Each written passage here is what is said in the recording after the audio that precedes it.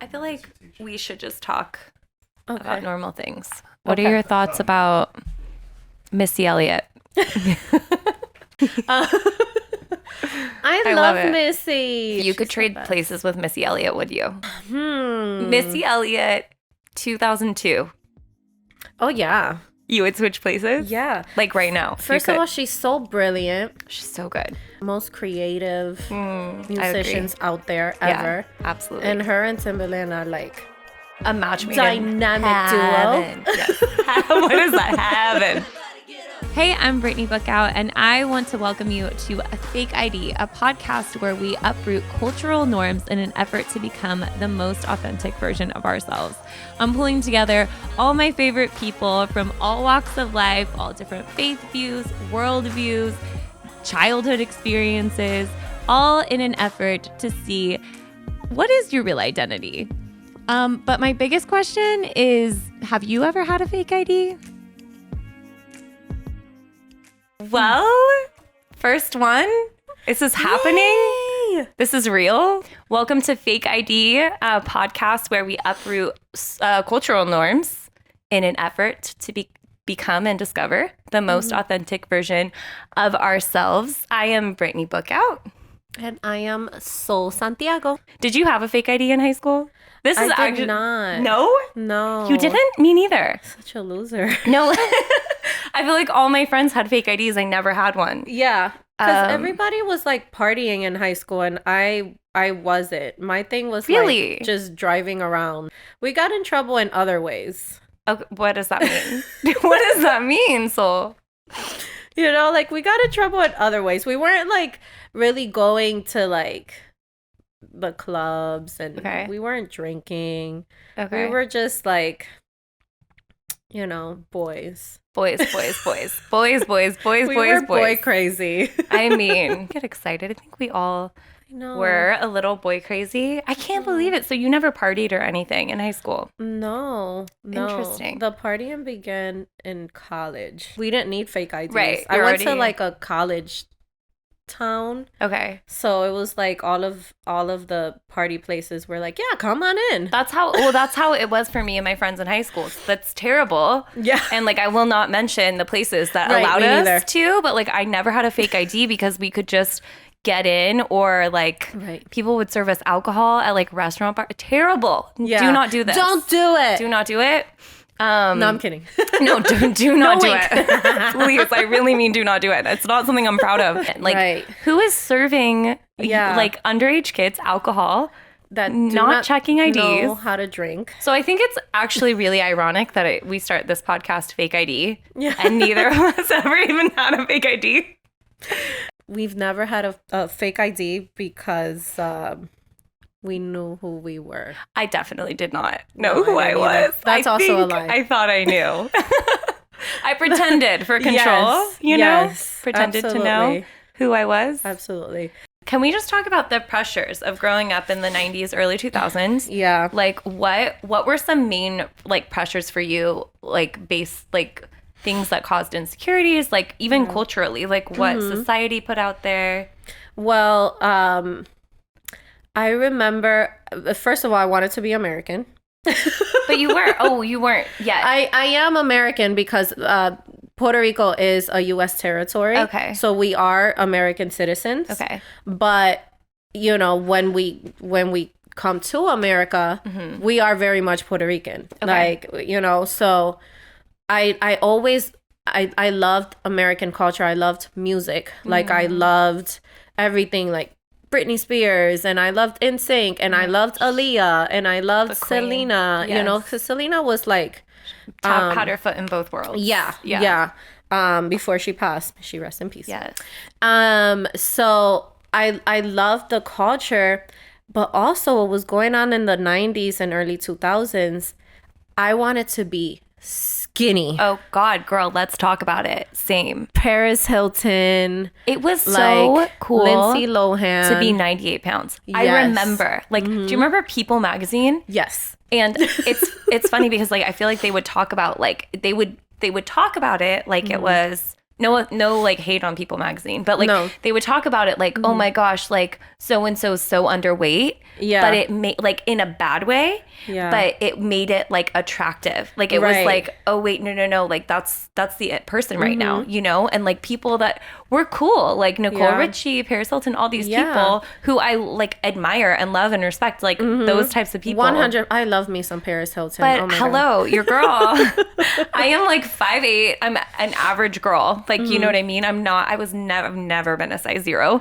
I will never, it would be so weird if I was. Yeah. But the pressure, even to this day, do you feel like it still affects you? Like, I feel like it's coming back now. To be skinny. Yeah. When Kim Kardashian happened, I feel like thank you God for Kim Kardashian. Yeah, for real. Honestly. I feel like people were more, you know, she started the whole thing where it's like, it's okay to be curvy. Yeah. It's okay to have a little booty. Yeah. Like, I mean, in high school, since I grew up in, you know, in a very like urban, you know, neighborhood and high school and stuff like that, like it was cool, you know, for us to have our little curvy bodies and stuff, but it was still in the back of our heads. It was like, okay, you can be curvy, but that stomach better be flat, right? You know. Well, Sir Mix-a-Lot taught us that. Exactly. Itty bitty waist. Like you can literally do side bends. What is it? Side bends or sit-ups? Is that what you said? Exactly. And then you would see all these girls like TLC and stuff. They were all gosh. Like, dude, I wanted to look like Chili. I wanted to look like Chili. I will never look like Chili. You know? And power to them. Beautiful girls. Honestly. But of course, that was always in the back of your head. Like, am I, you know? But to you, so, okay, like, this is a bigger conversation. Then to you, did you feel like skinny equaled pretty? Yeah. That's how I felt, too. And it was a thing for me, you know, not to get all dark and stuff, but it was a thing of the times, you know? No, for sure. Like the 90s, early 2000s. And I feel like it's sneaking back now. It's sneaking back in. Yeah, no, I know. It was like fit and healthy was really popular for a while. Yeah. And I really, really am just praying that it doesn't lean into like unhealthy. You know what I mean? Because that wasn't like, did you ever have an eating disorder? Trigger warning. No. When I got to college, I did gain the freshman 15. Okay. And I became obsessed with losing it. So I did get on the diet pills. Yeah. I was working out twice a day. I was eating nothing but salads. Oh my gosh, yeah. I get so that. I guess in that part of my life, maybe, a little bit. Mine was definitely in high school. Yeah, junior high to high school. And I would always, I mean, I think around that time, like the Atkins diet was really popular. Do you remember that? I remember that. So it was always a different diet. Every 2 weeks it was something. Yeah. And so I would hop on every trend, Slim Fast, like whatever. You know, me and all my friends. Like it wasn't just like a me thing. Like all of my friends, we felt the same. And I never struggled with like, I've had friends who were like struggle with bulimia, like taking laxatives, all those things. Yeah. For me, it was always like not eating. And I didn't have anorexia to the point that it was like, I think worrisome. Also, I'm like a thicker girl. Like I didn't have to worry about like people thinking I was too skinny, you know? Good. Thanks, girl.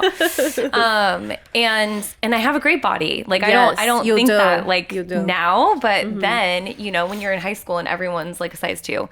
Right. But I remember like it would always, eating disorders were always triggered for me whenever I had feelings for someone. So if I had a crush on a guy, or like the guy that I was on and off with all throughout high school was like treating me some type of way. Yeah. Like because I couldn't control how I felt, I would just like stop eating. It was like my nervous system would like shut down. Yeah. And it wasn't like, oh, I'm not going to eat because I need to be skinny. It was more because like your appetite would just disappear. My appetite would leave. And I hate to admit that, but it's just reality. Same with me. It's so weird. Yeah. I always experienced that as well. Yeah. If I was in, I also in high school had an on and off boyfriend. Like he was my first boyfriend. Yeah.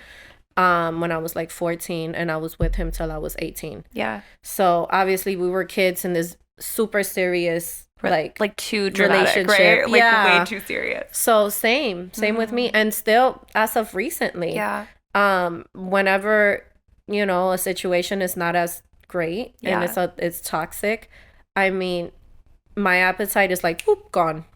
I remember I still have like my first diary is back at my mom's place. Okay. And it was a lot of entries were very Dear Diary. Dear Diary. Dear Diary. I am in love with. I know. My little first you boyfriend. Just like Britney Spears just now. Did I? You did. Yeah, that was good. Today I saw a boy. That's really good. That's Britney Spears, baby, one more time, Dear Diary. Yeah, you can check it out now. Check it out. That's such a good song, actually. I know, I love it. It's so cute. It. So good. That whole album. So, yeah, so a lot of my entries were about Larry, my first boyfriend. And where is Larry now? I don't know. We should find him. I should Larry, find him. if you're listening. You know, he was in the military. Okay. Yeah, that I found out before I left home. I feel like it's really easy now to find people. You know, I haven't thought about Larry in a very long time. Now after this, I'm totally gonna go on Facebook and I'm gonna find him. How old were you, Larry? With Larry, I was 7, and the fun part was Larry had a Puerto Rican mom. Okay, but his dad was white and he didn't speak any Spanish. Okay, and I didn't speak any English when I got to New York. Any English at all. All you spoke was Spanish? All I spoke was Spanish. Whoa, girl. So Larry and I did not communicate. Okay. He just... looked at you? He looked at me and I looked at him. How did that relationship And then we would go? hug and then we would run because, you know, we were You're kids. like so nervous. Okay, this is interesting. First crushes. Was he your first crush? He was my first crush. Okay, so that's in America. Probably... Okay, I'm gonna be honest. When I first started writing music, I would write worship songs because like I loved Jesus. And I was just like little kid. That. No, it was so cute. But then I had a crush on this guy. I'm not gonna say his name because why? I just can't say it. Is he still around? No, he's not. No, but like I don't want it. We'll call him something else. I don't know.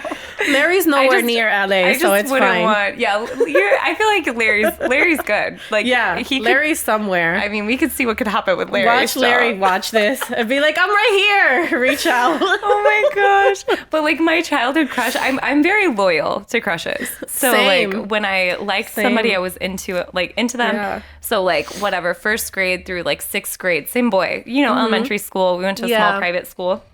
But I didn't want anyone to know that I actually liked him.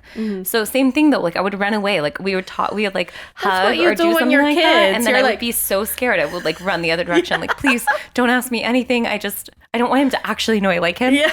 And then that's why I started writing songs. And they were always like, they were very too mature to be feeling like too mature of feelings. Right? Like why? Why was I talking about I feel like when you're broken heart? Like he didn't even break my heart. Same.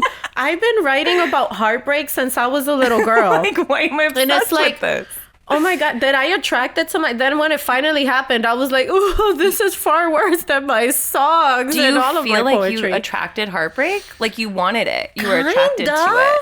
You know, I had a therapist once tell me that. She's like, you need to stop this little thing you have with heartbreak because I love heartbreak songs. Yeah. I wait on those heartbreak albums. Yeah. Like when the whole like Rihanna and Chris Brown thing happened, which was so unfortunate, so sad. So sad. But when that whole thing happened, Rihanna was about to drop an album and this was literally me. You couldn't wait to hear it. Which album would have It was Rated R. Okay. And it was, to this day, she doesn't sing any of the songs on it anymore. Really? Except for like a couple, but it was her best album because it was a heartbreak album. Yeah. Heartbreak albums are awesome. Like look at Adele. She made a whole career out of it. Oh my gosh. And keep them coming. But yes. I really don't wish her heartbreak. But like keep it coming. Yeah. I feel that though I'm the most creative. I think that's what it is. Yeah. It's like it's almost addicting. For musicians and artists, I think that's oh my gosh. I hate to say it, but that's your best work. Yeah. When it's raw and it hurts. Mm-hmm. You know. And it's totally subconscious. Like I choose people. You know what I mean? Or I think they choose me. Yeah. But I choose people that I know, like, I know at the end of the day, like, once I'm done writing the last song, I can be over. Yeah. Like, I'll be over it. Yeah. But it's just for the music. Like, how terrible is that? But it's so bad. I swear, I've actually heard a lot of artists saying that. Yeah. Like, It's all about the heartbreak. It's addictive. It's so addictive. Did you have like a sense of self? Like, did you understand who you were, or did you feel like you were being whoever for whoever? You know what I mean? Definitely. I that's my fake ID. That's my fake ID. That you would be whoever to whoever. Yeah. I 1000% resonate with that. Mm-hmm. Yeah. Whoever I was around, especially in relationships, I was like, whoever you want me to be. Yeah. You know? Oh, like, wow. I feel like I always had, you know, my family's really funny. Yeah. So I feel like I always had like a good sense of humor, and that's mine. Yeah. And I always had like a big personality. Yeah. But within that, I kind of always maneuvered that so people could like me. You know, like if I got the opportunity having a conversation with like new friends or new people or a new guy, I would always try to throw that in there, like throw some jokes in there, like for him to know, hey, I'm funny, choose me. Like, look at me. Yeah. I'm cooler than her. Yeah. That's terrible. Yeah. But also I get it. Like, I've been there. Yeah. Like in the friend groups, it's like, how can I stand out? Yeah. Which is the opposite of what you wanted as a kid, like to fit in. Interesting. Yeah. It's like you took it and flipped it on its head. Yeah. Yeah. I get that. I have a video of me as like a 2-year-old, and I'm sitting next to my brother. My dad in the video camera when we were little, I don't, you know, they were new, it was cool, like all that stuff. And he's asking like what's up with my brother, and he's like, I have a bloody nose. And then I was like, I have a bloody nose too. But like I didn't. But like, why? You know why? Because like I saw the attention that my brother would always get. Yeah. And I wanted to be just like him. And like that traveled with, like, so it's just like I would see, it's funny because again, I'm not a girl that wants attention, but like I guess at my root, like everybody wants to feel seen. Yes, right? Absolutely. Especially from your parents, your family, your friends. Yeah. You know, you wanna be loved. Yeah. You know? In a weird, it's a weird roundabout way. Again, being the youngest, everybody thinks they know you because you're the youngest, and they think that they can like have watched your whole life, and it's like, but you don't know anything. Yeah. Like, I mean, honestly, it's interesting to think that like people just have you in that box. Yeah, I think we do that to everybody, to everyone. Yeah, even though we do have it easier as the youngest child. You think so? Do you feel like it? I feel like my situation was a little different. Like, why do you think it was good? I definitely, my parents were easier on me. Okay. I feel like they practiced with my brother and my sister. Yeah.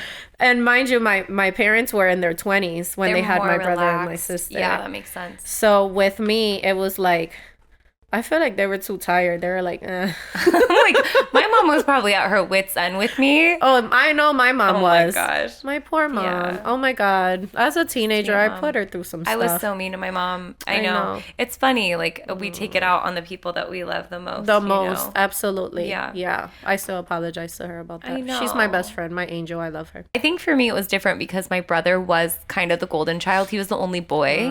There it is. So, like, and he happened, like, right before me. He's 2 years older than me. Okay. And which he should be. He's so great. Like, he's literally the nicest guy.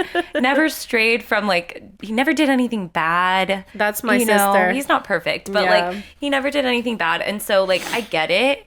But I think there was always like this underlying comparison that I know my parents didn't mean to put. Yeah. And it's like for my mom, like that was her little boy, like her only boy. Yeah. So of course, like, you gravitate towards like just, that's favoring. And she'll be honest, I think. Like he knows. Maybe he wouldn't say it, but every child, every parent has a favorite child. I think so. That's just how it is. Secret. I think we're all favorites in our own way, I guess. Yeah. Have you ever struggled with the idea of like imposter syndrome? Oh my God, yeah. In the world? Yeah. Okay, I want to read. So imposter syndrome, because 1000%, I struggle with this every day. Yeah. Imposter syndrome, Google definition: feeling anxious and not experiencing success internally despite being high performing in external objective ways, feeling like a fraud or a phony at work, with friends, or in society. So you struggle with that as a writer, as other things too? As a writer, and also I feel like as a person in general. Yeah. As a person even. Okay. As a person, as a writer, I feel like a lot of people can relate to this. Like maybe you can relate to this as well in your career. Yeah. It's always like, am I good enough? Oh, always. You know, is this creative enough? What makes me different from the next person? Yeah. Am I'm calling myself an author and a writer. Am I? What makes me an author? What makes me a writer? Yeah. You know? Well, and the industry is always changing, Yes. especially music. Like you are like, there's constantly, I always want to write what's truest to myself. Yeah. But there's a constant culture that's changing. Yes. And like, I have don't to want to keep sound up. dated. And Yes. like, I'm old now, or like, maybe I'm not so old. Yeah. But like, you know, it's interesting. Like it can feel weird. Yes. I've been playing piano. I taught myself how to play piano when I was 6. Oh my God, that's awesome. No, but this is crazy. Like wild. I've been playing piano since I was 6, and I still have this like crazy fear to play live. Like I never like if I'm filming myself, I can play, like all that stuff. But live in front of people, I'm always scared I'm just going to mess up. Yeah. Specifically with piano. Like singing, I'm fine, all this stuff. Memorizing, like I have lyrics memorized, everything. Piano, I freak out. I'm like, I'm gonna hit the wrong note. Oh, you've been doing it for so long. Right. There's no way you will. Totally imposter syndrome. Like totally imposter syndrome. Yes. Wild. Like so wild. I think it's within me, like because I'm not an expert. Even starting this podcast, right? Like because I'm not an expert, like you feel like why would people want to listen? You know what I mean? Or what, like these are things that I don't have an MD next to my name, or like, you know, it's just interesting. Yeah, you absolutely. know? So this topic of identity, which is like the basis of this whole podcast in general, obviously this episode, but I thought this was interesting. Psychology Today said identity encompasses the memories, experiences, relationships, and values that create one's sense of self. I don't know how to say this word. I'm not going to say it. This thing creates a steady sense of who one is over time, even as new facets are developed and incorporated into one's identity.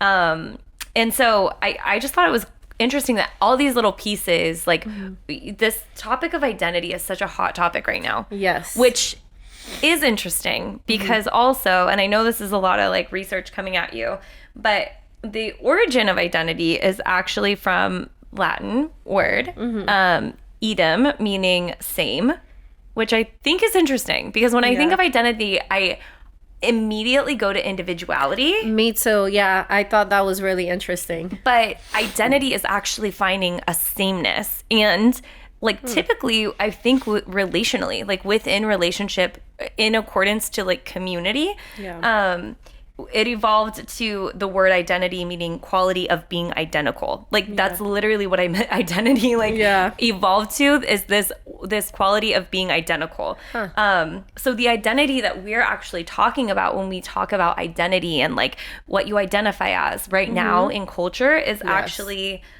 social identity theory, which developed in early 1970s.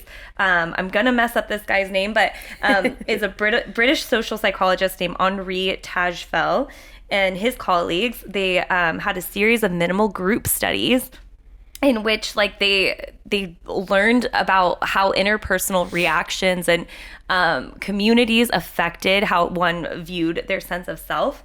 So it was all relationally related. Yes. Wanting to be part of something else. Yep. So when we think of things like, I mean, what is that for you? Like for me, that was the church, right? Like I grew up in church. I'm also a Christian. Yeah. And to me, that means like I have a relationship with Jesus. With God, like that's to me like, forget everything else. Like I have a relationship with Jesus. That's what I live by. Right. You know what I mean? And, in the Word of God. And so like that to me was where my identity falls and lies because that's identity is so rooted in relationship. Yes. And so I think that's interesting, like how you said earlier, like it was so easy for you to fall into like different identities when you were dating different people. It's because like identity really does glean from relationships. Yes. Isn't that so interesting? Mind blowing. I'm dying right now. Like when I found all this research, I was like, what is happening? Like I never ever thought of this. Like I always geared towards identity being individuality. Yes. which Absolutely. it's not at all. No. It's not the same. That's why it's so important who you surround yourself by. Yeah. You know, who's your partner? Who's who your are your same, friends? right? Who's your same? Who's your same? Yeah. Like, what does that mean to you? Yeah. And that's why it's so important. And I just came to that conclusion right now. Right now. Who's your same? I want to ask that actually. That. I think that's a good question to dwell on for everybody. Like, for like the next week, like who is your same? Like, yes. And like maybe who your same is right now is not what you want. Yeah. Like, you know what I mean? Maybe that's not who you want to be. Like, we all have a vision of who we want to be. And so like, who is your same? And like, what are you surrounding yourself with that equals same? You know what I mean? Yes. And so like when I say that I have my identity is in Christ or in Jesus, like for me, and this is different for everybody. Yes. But for me, it's like if I'm thinking of who I'm trying to like be the same as, it's Christ. Yes. So absolutely. like that makes it easy. You know what I mean? And like I have a handbook for that. Like we have the Bible, you know? Yes. But for everybody it's different. It's gonna look different for like a Muslim or you know, somebody who's an atheist or somebody who grew up differently than me. Yeah. Like it's gonna look different. But like who is your same? I think that's like such a good question to dwell on. Yes, absolutely. And also to kind of see who you're around and if that's who you should be around. So I feel like right now my same is good. Your same is good. I have a strong Do you feel like you weeded out group. a lot of people? Oh yeah, I did. Yeah. And they weeded out themselves too. Well, this is the God. thing. When you say you're weeding out people of your life, like that doesn't mean that you have to like disown people or like Absolutely you know what not. I mean. There's a central circle, like an inner circle of your life that you need to like know is like you're pouring into and other people are pouring into. Yes. Like it is so easy. I have a wider circle that I feel completely comfortable just being the pourer. Like you know what I mean, and being good at loving on people. I can do that like and feel love, but not feel the need to like to feel that reciprocation from them. Yeah. Like they're off the hook. Like I don't take it personal. I can just love like selflessly. But with my inner circle, it does feel a little more personal. Like there's a deeper buy-in, you know? Yeah. And those are your same. Those are your sames. Yeah. Defining what do you have a same, Fern? Fern's voice is like a vocal fry right now. He's like, I don't know. You sound like Batman, like Christian Bale Batman. Christian Bale. Christian Bale was a good Batman. I think Christian Bale was a great Batman. Yeah, that was Not a everybody pretty agrees, good one. but I think Christian Bale was great. For me, it's between Michael Keaton and Christian Bale. It's like, You know, those are top. Michael Keaton, Batman Forever. Is that Michael Yeah. Keaton? Yeah. Right? Am I right? Fern would know. Yeah. That's like the funny I Batmans, think Robert Pattinson. right? If you could be That's my any happy superhero, place. who would it be? Oh, that's a good one. That's such a great question. Superman. To fly? Yeah, I always fly in my dreams. I'm in my head so much anyways, and so to hear like people calling Yeah. in my head, Yeah, that would suck. I don't think Who I would could you be be? Superman. I think I like the idea of Batman because he's like real. Yeah, he doesn't have superpowers. He doesn't have any superpowers, but smart. he's just so smart. But I want the superpowers. You want the superpowers. True. But I think I would settle on Batman because he is just smart and he has all the right people in place surrounding him. Like he's got it down. Don't fight me on that. I'm not a superhero queen. Like I don't know anything about the Marvel verse. Now you have to go back and watch all the Batman movies. Oh my gosh. Oh my goodness. I will do it with you. I don't know. That sounds so fun. Anyways, what does that say about your identity? That I want superpowers. Honestly, the Batman thing says a lot about how I feel about my identity. Yeah. Because what is your number one? I'll go first, and you can think about this. But what is your number one, like I guess fear or like holdback with identity? And mine for me is like maybe insecurity is a better word. Like what is your number one insecurity? And for me, it's like I am so scared of coming across incompetent. I really struggle with thinking like I can articulate that like even something like this, like I just don't, I feel incompetent or like in that way, like maybe not good enough to express like what I think. Yeah. And so I never want somebody to look at me and be like, you're stupid. You know what I mean? Like that's my number one driving fear, big one. I guess. Yeah. Right? Yeah. which again, why I love Batman. Yeah. He's so smart. He's so Yes. smart. He's got all the right people around him. What Yeah. about you? What do you think is your number one insecurity, like, as a human being? I would say the fear to fail. Interesting. That's always been my thing. I think I want to help and I want to accomplish everything that I set out to accomplish, not for me, but for my family. Yeah. Like I want them to see a better life, because I feel like I set myself up to experience like this big life that sometimes I feel like an imposter. Right. Like I don't Yeah. even deserve it. Right. And I want them to experience that life. I want my parents to experience a good life. And I've always felt like I was the one to do it. Like You feel I like feel you're the one responsible. that's responsible for your parents. and my family. I feel that way too. Like, that is my ultimate dream. If I had any dream, Yes, mine it too. would be like, I just want to It's not even like, me. set my parents up. My parents are fine. Like, they're fine. Yeah. They're not like, but I just wanted, like, I'm so grateful Me too. for I'm who they incredibly are. grateful. and how like they've let me like chase my dreams in life. And Yeah. like, I just want them to be able to just like kick back, relax, not think about a Same. thing. Same. You know? I want to take care of them. I can't fail Yeah. because I need to be great for them. I want to uplift them. Wow. That's my biggest Yeah. thing. I get that. Like, I wanting to be like, not wanting to fail, or like, I think Mm-hmm. that it all comes in that same box. Like, Yeah. a big thing for me is like my pride, like 1,000%. I know I say 1,000% a lot, and that's not actually accurate. There is no We such all say thing. it a lot. Yeah. But I feel like I've been in a leadership role since I was like 5 years old, like Yeah. in some capacity, like with my little cousins, with people at church, like whatever it has been. And I don't take that lightly. You're a natural leader. But because of that, like, there's a lot of insecurity that comes with that. Like, am I doing this right? Am I gonna let this person down, the person that's leading me or the person that I am leading? Like, you know what I mean? And so it like having this almost like a tight collar, like Yeah. about everything, you know, and being really hard on myself, like when in reality, like, I'm human, you know what I mean? Yes, And I try my best to absolutely. do like the best that I Yeah. can do, but I'm really not easy on myself with anything, like, you Yeah. know. And I I always don't think any of us are, Yeah. unfortunately. yeah.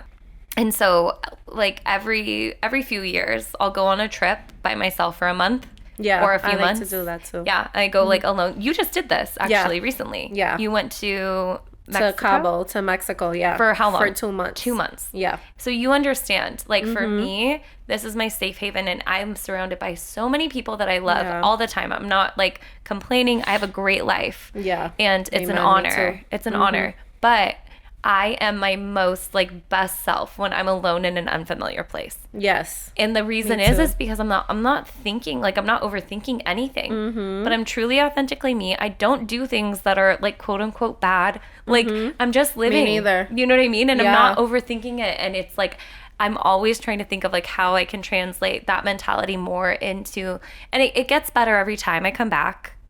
But like how to translate that more every time into my like everyday Yes. life. So, okay. Closing question. 2 closing questions. First one, what part of your identity did you wish that you found sooner in life? My confidence to speak up Interesting. and stand up for myself. Dang. I wish that would have came sooner. You know, everyone, this was my journey, and this is how God wanted it to happen for me, everything that has happened. And I understand that, but I feel like I would have avoided certain situations if I was more, if I would just speak up more. And I would stand up for myself more, and I would say no more to friends, even family at times, in relationships, at work, Yeah. in my career. Yeah. I feel like if I would have been more stern Yeah. and not such a people pleaser, Yeah. I would have been a little bit further Yeah. in life. That's really good. Yeah. Yeah.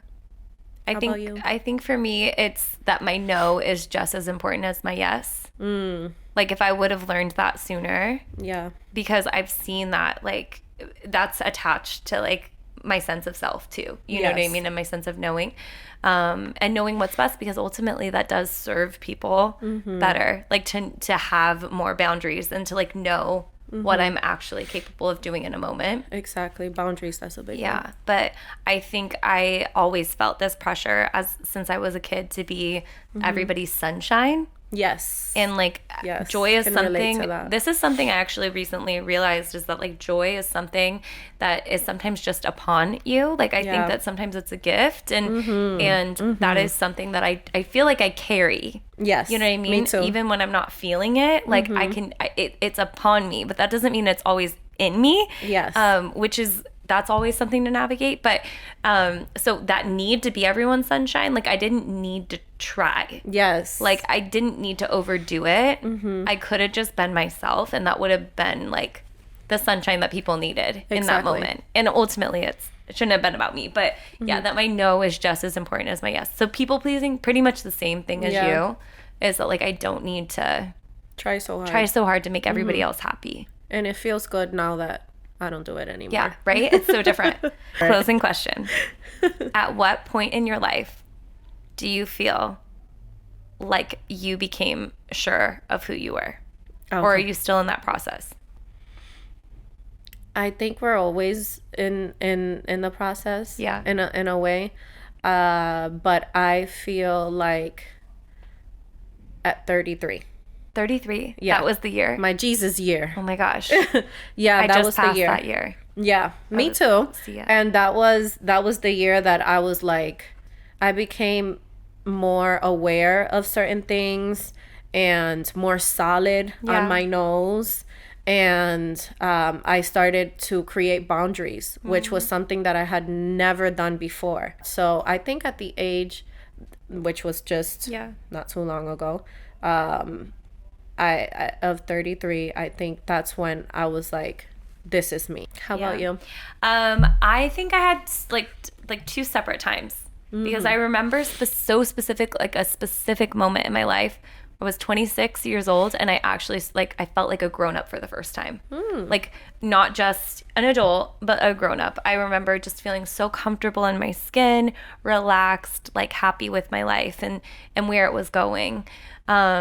And then I would say again, like right now, I feel like I'm in this transitional moment of my life where I think I'm still, obviously we're always figuring it out. Like you said, like I feel like it's constantly a journey. I'll probably say this again when I'm 40. But definitely right now. And I think that there's a difference in the way I approach things, the way I view myself, the way the people I have around me, like all those things, really like going after the things that I want in life, and not just, carrying out other people's vision, but like allowing space for like the things that matter to me too. So, I would say both of those. It's beautiful. Yeah. Well, cool. We made it through. We did. All right. Well, thank you for watching, listening, wherever you are listening to us, watching us. You can follow us at The Fake ID Podcast on Instagram. Do you want to do yours? Yeah, and you can follow my personal page. I am Sol Santiago _ on Instagram. I love that. I don't have a personal page, but please follow the podcast. Send us your DMs with questions or topics that you would like to hear discussed. We cannot wait to see you next week, or hear you next week, for you to hear us next week. Talk to you soon. Bye. Bye. Yes. You can breathe now. I can breathe now. I can go suck. I don't have to suck it in anymore.